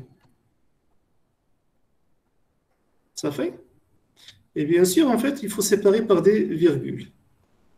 Donc, c'est une permutation avec de 17 éléments parce qu'on doit jouer avec les 17 que j'ai. Donc, on doit changer, permuter ces 17 chiffres pour voir combien je peux composer de nombres. Mais le problème, c'est que ici, les chiffres ne sont pas tous différents, donc ce n'est pas une permutation. C'est une permutation avec des éléments non discernables. On va revoir une chose. Donc, c'est P, 17, 8. Et comment nous avons écrit cette formule?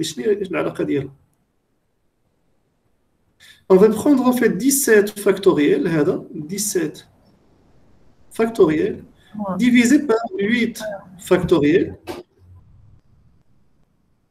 multiplié par 3 factoriel, multiplié par 4 factoriel, multiplié par 2 factoriel. Ça fait? Est-ce que vous avez compris la différence entre les deux? Première chose, parce que la permutation, comment savoir si c'est une permutation? Dans le tableau que je vous ai présenté, dans le tableau de synthèse, en aucun cas, on a parlé de permutation. Il y a une permutation dans ce tableau. Alors que nous, on commence par se poser deux questions. Est-ce qu'il y a ordre? Est-ce qu'il y a répétition? Comment je vais savoir si c'est une permutation ou non? Une permutation, ça veut dire qu'il y a un ordre. Parce qu'une permutation, c'est un cas particulier d'arrangement. Donc, qu'est-ce qu'on fait? On commence à se poser la question sur l'ordre. Est-ce qu'il y a ordre? Donc, il y a bien un ordre. Mais le problème, lorsqu'on veut choisir le même nombre d'éléments P que d'éléments que j'ai, donc N est égal à P, dans ce cas-là, j'ai une permutation. Ce n'est plus un arrangement. Ça fait donc ce n'est plus un arrangement, ou bien c'est plutôt une permutation parce que la permutation, c'est un cas particulier d'arrangement, parce qu'il y a toujours un ordre. Maintenant, il reste à savoir, est-ce que c'est une permutation avec tous les éléments différents, tous discernables, ou non? Si on suppose que tous ces éléments sont différents, ça veut dire en fait c'est une permutation de 17 éléments. P17, c'est égal à 17 factoriel. Mais qu'est-ce qu'on voit ici? On voit que les éléments ne sont pas il y a des éléments qui ne sont pas discernables. Il y a des éléments qui se ressemblent. Donc en fait, on va réduire le nombre.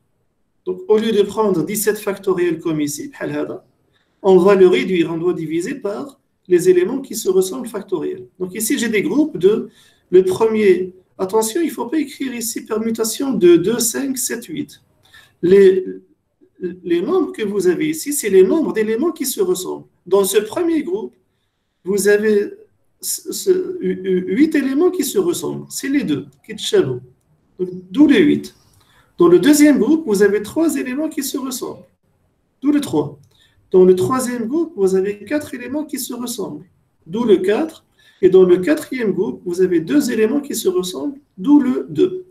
Et regardez bien, que si vous faites la somme de ces éléments, vous trouvez 17. 8 plus 2, ça fait bien 10. 3 plus 4, 7. Et 7 plus 10, c'est 17. Donc la somme de ces éléments doit être égale à 17. C'est bien ce que j'ai ici. Quelle est la formule? La formule, c'est 17 factoriel divisé par le produit des factoriels de ces éléments. 8 factoriel, 3 factoriel, 4 factoriel et 2 factoriel. Est-ce que vous avez compris ce raisonnement? Oui, monsieur. Oui, monsieur. Donc ici, pour comprendre ce problème des permutations, donc je vous renvoie au document que j'ai partagé avec vous dès le début. Et regardez, donc j'ai parlé de permutation avec répétition juste après les arrangements. Voici la formule qu'on vient d'appliquer. Vous avez même un exemple. Et voici la permutation sans répétition. Ça fait?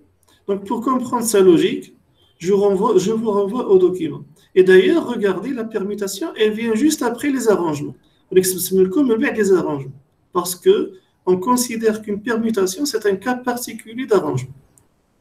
Reprenons donc le corrigé. Donc, qu'est-ce qu'on a ici? Donc, le nombre que l'on peut former à partir de cette disposition, ça fait pour ceux qui s'intéressent au foot, j'ai la même équipe, ça fait donc de 11 éléments. Il s'agit simplement de changer leur rôle. On peut même imaginer un exercice.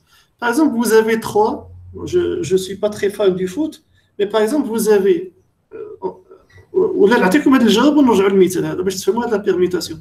Il s'agit donc ici, regardez, la formule qu'on vient d'appliquer, c'est P17, 8, 3, 4, 2. Ces éléments, on n'est pas obligé de les écrire dans l'ordre. Et la formule, c'est 17 factoriel divisé par 8, 8 factoriel, 3 factoriel, etc. Ça fait, donc c'est exactement ce que nous avons fait ici. Maintenant, on peut, pour ceux qui veulent comprendre mieux ce problème de permutation, imaginez que vous avez une équipe de football, donc de 11 éléments. Donc, vous avez par exemple ici le gardien.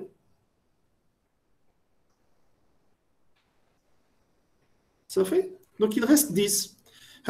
Comment on va les partager? Donc, par exemple, 4, 4, 2. On va dire par exemple ici la défense. J'ai 4 éléments. Au milieu, j'ai 4 éléments. Et en attaque, par exemple, j'ai 2 éléments. Ça fait? Donc, par exemple, ici, ce sont des joueurs tous différents. Donc, maintenant, pour ceux qui s'intéressent au foot, par exemple, ici, on va noter le gardien par un point.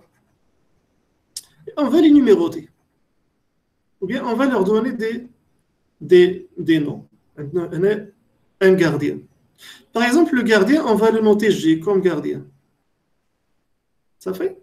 On va le noter D1 comme la défense, D2, D3, D4. Ici, par exemple, on va dire le centre 1, centre 2, centre 3, centre 4. Et ici, vous avez l'attaque 1, l'attaquant 1 et l'attaquant 2.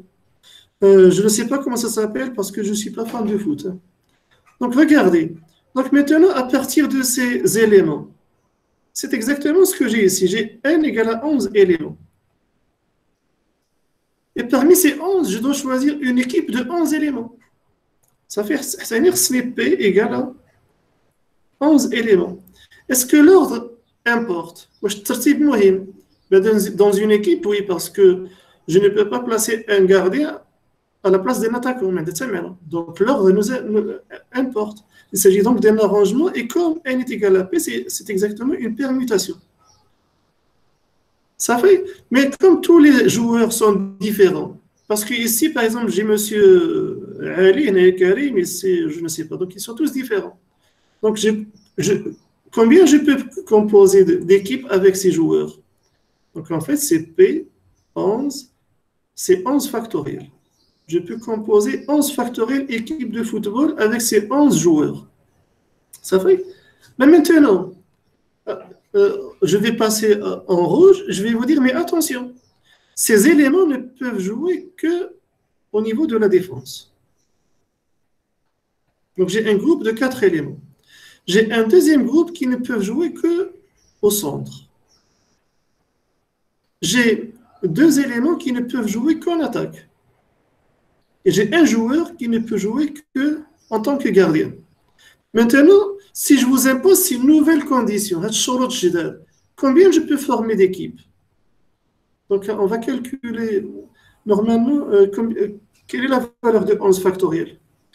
Donc, normalement, il y a un site sur lequel on peut calculer. Donc, il y a calcul factoriel en ligne. Je vais voir si on peut calculer factoriel en ligne. Voilà, donc on va voir juste saisir le. Par exemple, ici, vous avez 11 factoriel. Factoriel 11 calculé. Donc 11 factoriel, ça fait factoriel 11, ça fait 39 916 800. On a factoriel 11. De combien de manières je peux construire une équipe de football avec 11 éléments tous différents? شفتوا شحال عندي 39 مليون. C'est inimaginable, qui me connaissent mais l'analyse combinatoire, c'est ce qu'elle vient de me donner. 39 millions 916 800.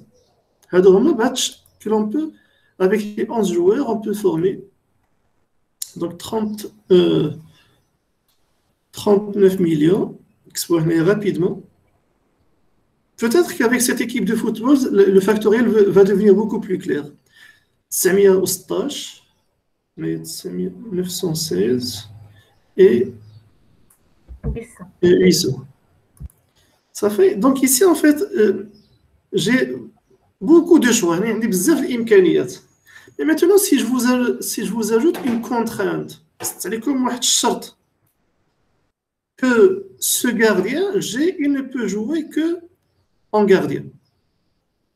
Et que les 4 que j'ai ici ne peuvent jouer qu'en défense. Ça veut dire en fait, ils se ressemblent en quelque sorte. Et les 4 que j'ai ici, ils ne peuvent jouer qu'au centre. C'est-à-dire pour moi, ils se ressemblent. Et les 2 qui restent, ils ne peuvent jouer qu'en attaquant. Donc ils se ressemblent. Donc sous ces conditions, combien je peux former d'équipes de football? En fait, on va former moins que ce que je viens d'écrire ici. إذا بزدنا الشروط يعني ما يمكنليش نكون عندي 39 مليون فرقة ممكنة تشكيلة ممكنة غادي ينقصوا. Donc quel est le nombre d'équipes avec cette nouvelle structure? En fait, c'est P de 11 éléments. Mais comment se décomposent ces 11 éléments? J'ai un premier groupe qui contient un élément, c'est le gardien. J'ai un deuxième groupe qui contient les défenseurs, donc 4 éléments de défenseurs. J'ai un deuxième groupe qui contient 4 éléments d'attaquants. Et j'ai un dernier groupe qui contient 2 attaquants, donc 2 éléments. Et donc, quel est le nombre d'équipes que je peux construire avec G en tant que gardien, D dans la défense, C au centre et A en attaque? C'est 11 factoriel. Divisé par 1 factoriel, 4 factoriel, fois 4 factoriel, fois 2 factoriel. Ça fait? Donc maintenant, bien sûr, vous avez divisé 11 par un nombre, vous avez beaucoup moins d'équipes. Vous avez beaucoup moins de possibilités. Est-ce que cette notion de permutation est devenue un peu plus claire avec cet exemple?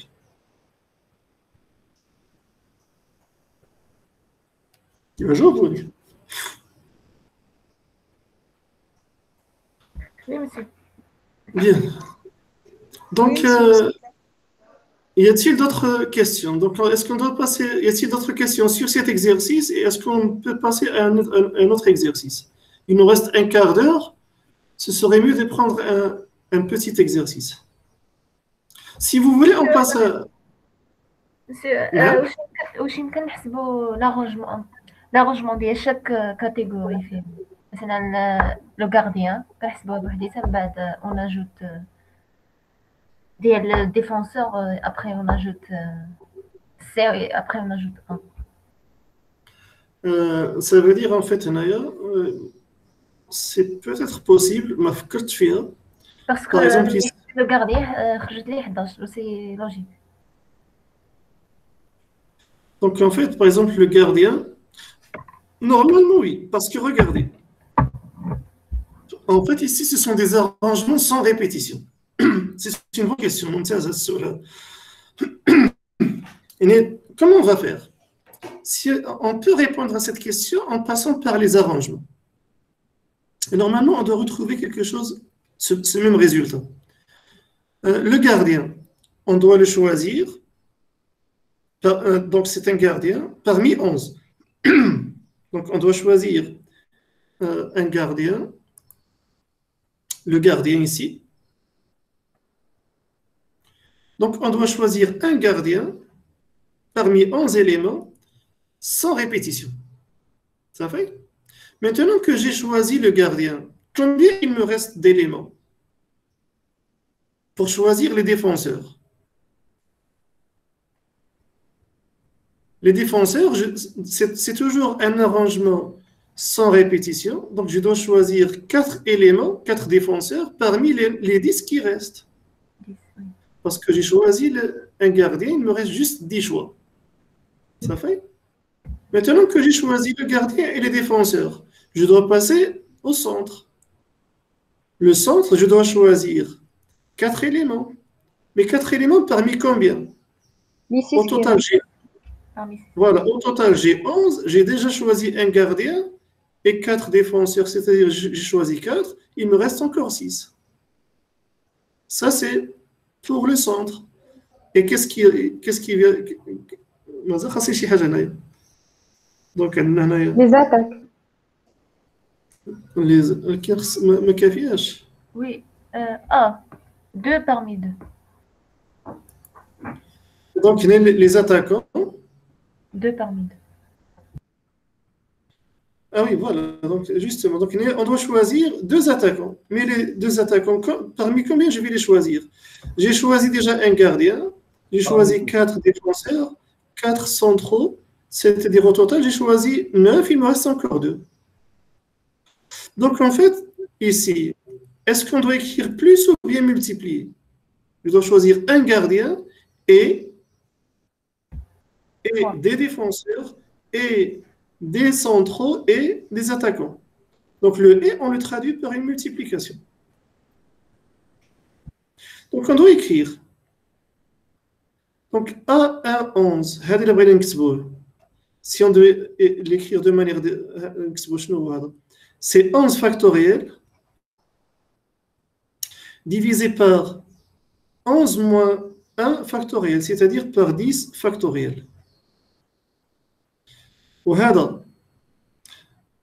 Donc c'est 10 factoriel parce que je vous rappelle que quelle est l'expression de APN? APN. Quelle est son expression? C'est n factoriel divisé par n moins p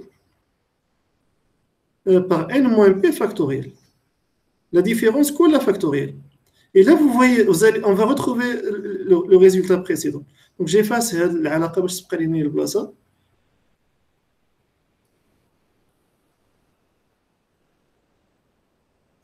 Donc, regardez, donc ici, c'est 10 factoriel divisé par 10 moins 4, c'est-à-dire 6 factoriel.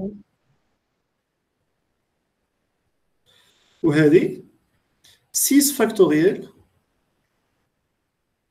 divisé par 6 moins 4, c'est-à-dire par 2 factoriel.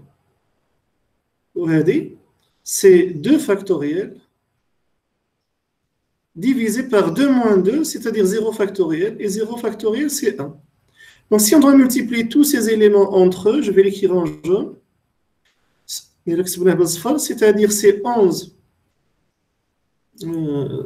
factoriel. Donc, je vais écrire de cette manière. Donc, c'est 11 factoriel. Ou bien, si vous voulez, donc regardez, lorsqu'on va multiplier tous ces éléments entre eux, le 10 factoriel va se simplifier par le 10 factoriel. Parce qu'on a 10 au dénominateur, le 6 factoriel va se simplifier avec ce 6. Et ce 2 factoriel va se simplifier avec ce 2 factoriel. Qu'est-ce qui va rester? Il va rester 11 factoriel.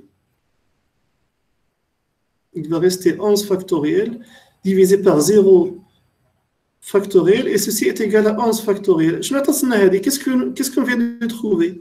11 factoriel, c'est une permutation de 11 éléments. Ça fait? Le problème, pourquoi je n'ai pas trouvé le résultat précédent? Pourquoi je n'ai pas trouvé ce résultat? Pourquoi j'ai trouvé 11 permutations de 11 éléments et je n'ai pas trouvé Hadi? Et oui, parce qu'il reste, on n'a pas pris en compte le fait que ces éléments se ressemblent. Donc nous avons considéré que ces éléments sont différents. Pourquoi ils sont différents? Parce que nous avons calculé, il y a des arrangements sans répétition. Ça veut dire, en fait, lorsqu'on doit choisir un joueur, on ne pourra pas le choisir une autre fois. On considère qu'ils sont différents. Comme ça, le farq de ninja. فهمتوا الفرق منين جا؟ دونك نو اون ايتي سونسي اون ايتي سوبوزي كي خصنا نلقاو هذه alors que nous sommes restés au niveau de cette première. Pourquoi? Parce que en fait ici on a supposé que les éléments sont différents. Mais ça on n'a pas considéré dans cette manière de résoudre, ce sont des arrangements sans répétition. Et puisqu'en fait ils sont sans répétition, c'est-à-dire on considère que les éléments sont différents. Ça fait, est-ce que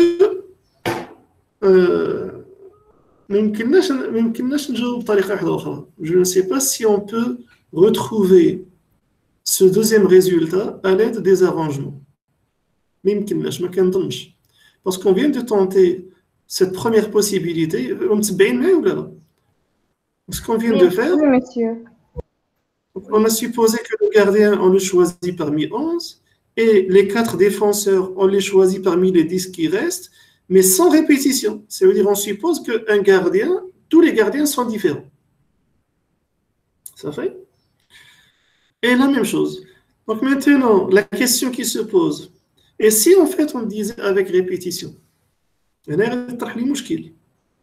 au lieu d'utiliser des arrangements sans répétition, on utilise des arrangements avec répétition. On va essayer, on va essayer maintenant, au lieu de répondre en passant par des arrangements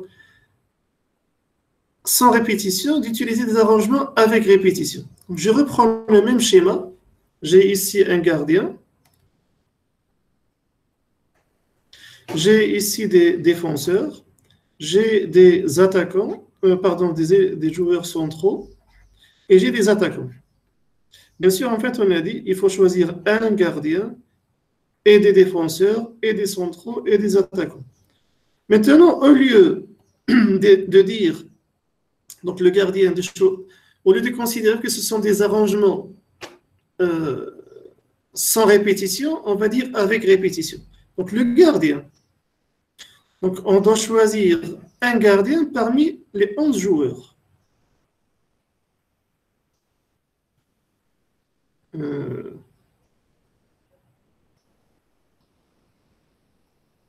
Ben non, justement, donc, normalement, on devait choisir un gardien parmi le seul gardien que j'ai. On va choisir le gardien parmi le seul gardien que j'ai.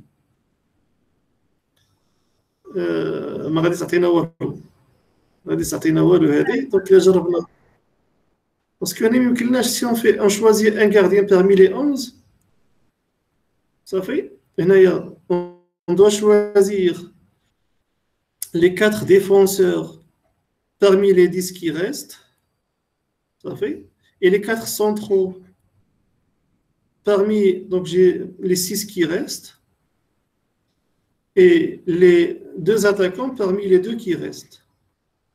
C'est-à-dire, on a 11 à la puissance 1,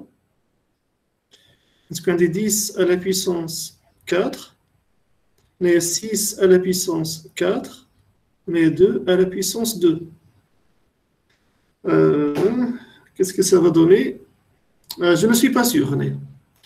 خليها أحسن نفكروا فيها لأن هذا مهم. ما كتعطيناش نفس الريزلت. ما كتعطيناش les mêmes résultats. C'est-à-dire en fait lorsqu'on je crois à mon avis, c'est à vérifier lorsqu'on a 6 منين جبناها؟ le 6. هذا le 6 parce qu'ici en fait 4 attaquants. Les 4 si j'ai choisi, d'accord. On a choisi un parmi 11. Oui. Et lorsque j'ai choisi le gardien, il va rester 10 joueurs. Et parmi les 10 joueurs, on doit choisir 4 défenseurs. Une fois qu'on a choisi les 4 défenseurs et le gardien, donc on a 5, il reste 6. D'accord. Donc les 4, on doit les choisir parmi les 6. Ça fait. Et une fois qu'on a choisi encore 4, il va juste rester 2 et on doit choisir 2 parmi 2. Ça fait. Et le problème, c'est que. كتخرج بحال الريزلتا ديال قبيله 39 مليون 916 و 800 هيدا كتخرج كتخرج هي كتعطينا عاوتاني لو ميم ريزولتا بحال ولكن ماشي بحال ديك بي ديال 11 فاكتوريال سور 1 فاكتوريال سور 4 فاكتوريال ماشي نفس الحاجه. كاين عاوتاني هذه بحال هذيك ايوا. كنظنش نلقاو مختلفه لان هنا غنلقاو 11 ملتيبلي بار حسبتيها دابا حسبتها.